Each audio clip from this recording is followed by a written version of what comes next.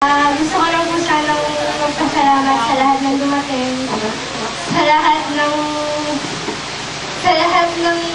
nag-cancel ng kanilang mga appointments dahil mahal na mahal nila ako dahil pero ayaw ko umiyak kasi kakanta pa ako, pero maraming salamat lalo na dun sa mga special persons na hindi pa nagmula sa Lucena, nag-travel pa, kahit lang ibayo, gawin ng mundo. Thank you po, maraming salamat po. Talagang ginawa niyo po akong pinakamasayang babae sa gabi nito. Kahit na walang star, ako naman yung star, di ba?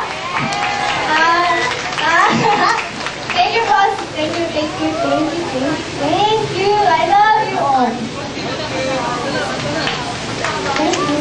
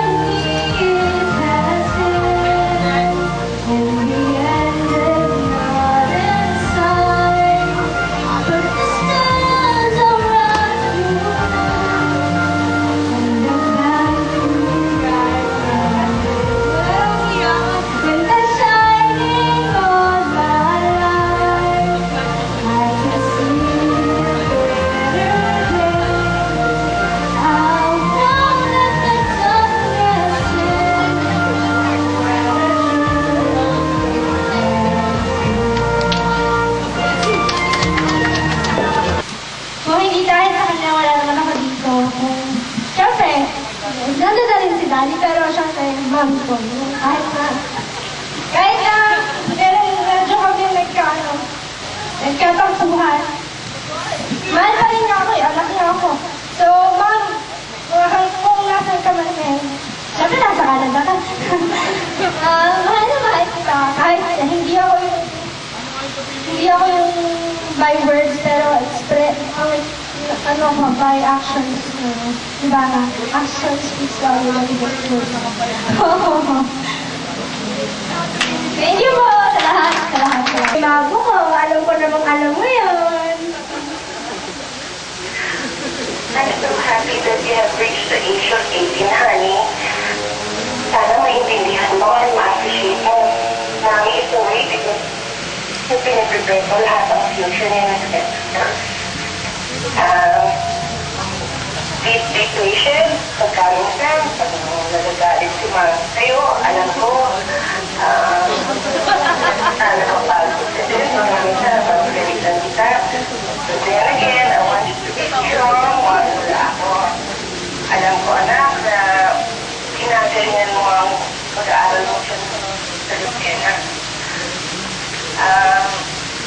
I wish I could be there, but talagang kaya pa. Mami, don't cry. Masira mascara ko. Joke lang. Future and would like soon with Dad and his dog. 18 September ago, he entered into this room. Ayan si Daddy, oh. Papadala kay Daddy yan. Pag pala nakasibangan nakamukha ng Daddy niya. Ano kaya, pagpatulugin na to eh. Sa akin na kayo sumakay. Oo. Ha? Lipat na natin yung kotse. Lipat natin yung gamit. Lipat natin yung gamit. Baka Huwag na. Lipat na. Konti lang naman yun. Lipat na ang gamit. kasi parang magpatulog na siya. Mga ano pa naman. Okay yan. Kasha siya sa truck. Alam mo ba Sa truck yung isa. Alam mo ba naghila yung kotse niya sa kotse namin? Ay, gano'n. may susi ko.